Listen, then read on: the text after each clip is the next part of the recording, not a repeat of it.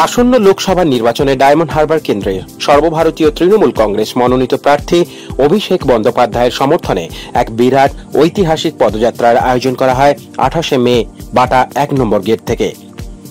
বিশেষ অতিথি হিসেবে এই র্যালিতে অংশগ্রহণ করেন ভারতীয় স্বনামধন্য ক্রিকেটার ইউসুফ পাঠান। মহেশতলা পৌরসভার 34 নম্বর ওয়ার্ডের পৌরপিতা তথা 26, 29, 31, 33, 35 ওয়ার্ডের পর্যবেক্ষক গোপাল সাহার উদ্যোগে উক্ত র্যালিতে কয়েকশো তৃণমূল কর্মী সমর্থকরা অংশ নেন।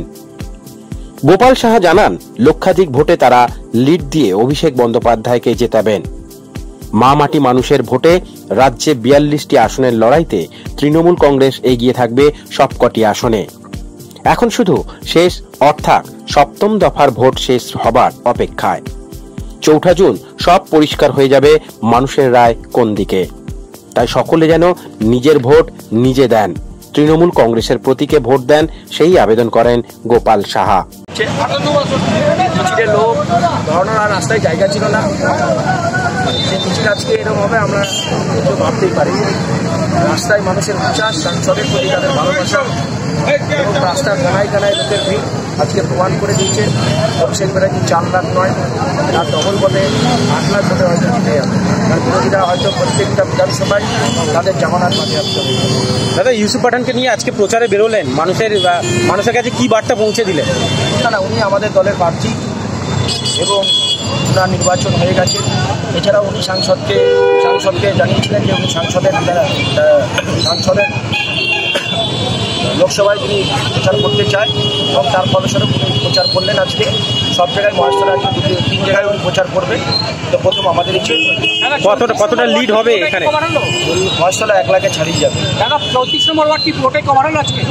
34, 35, 31, 33 পুরোটা কভার হলো না। গোপাল সাহা মানেই মানুষের ভালোবাসা, কি বলবেন? না, এটা আমার সাংসদের প্রতি মানুষের ভালোবাসা।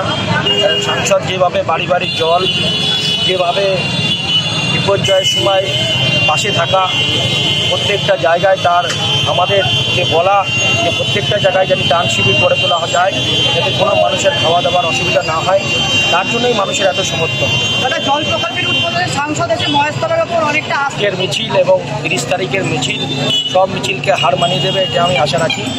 এবং আজকের মিছিল যা হয়েছে আপনারা সবাই দেখেছেন, সেটা বলার কিছু নেই, সেটা আপনারাই বুঝতে পারছেন সাংসদের মহেশতলার মুখে কতটা লিড হতে চলেছে। এবং আগামী দিন মহেশতলায় বিরোধীরা প্রত্যেকজনে 4 তারিখের পরে কিভাবে এনজয় হবে? 4 তারিখ সেটা রেজাল্ট বেরালেই আপনারা বুঝতে পারবেন। আজকে যা মিছিল ছিল 10 গুণ বেশি মিছিল নিয়ে আমরা আপনি আশাবাদী? আজকে মানুষের উচ্ছ্বাস জনজোয়ারে আমাদের দল মহিলাদের যে গুরুত্ব দেয় সেটা কোনো রাজনৈতিক দলকে দেয়। লক্ষ্মীর ভাণ্ডার থেকে শুরু করে মহিলাদের নামে স্বাস্থ্যসাথী সব কিছু আমাদের মহিলা কেন্দ্রিক করেই গড়ে উঠেছে। কারণ মহিলাদের যেভাবে আমাদের সরকার পাশে থেকেছে, আমার সাংসদ যাতে রাস্তার কলে তাদের জল না নিতে হয় তার জন্য আমার মহেশতলায় একটা 400 কোটি টাকা ব্যয়ে জলের প্রকল্প করেছে এবং সেই প্রকল্প থেকে অলরেডি আমরা অনেক ওয়ার্ডে এখন বাড়ি বাড়ি কানেকশন সম্পূর্ণ করেছি। আগামী 1-2 মাসের মধ্যেও আমরা মহেশতলার বিস্তীর্ণ এলাকায় সমস্ত বাড়ি বাড়ি কানেকশন পৌঁছে দেবো। এটাই তো সাংসদকে ভালোবাসে তারা, এই জন্য যে সাংসদ জানে মহিলারা কী চাইছে এবং সাধারণ মানুষ কী চাইছে এটা বিশেষ করে জানে। Thank you. ব্যুরো রিপোর্ট, প্রিয় চিত্রসাথী নিউজ, মহেশতলা, দক্ষিণ 24 পরগনা।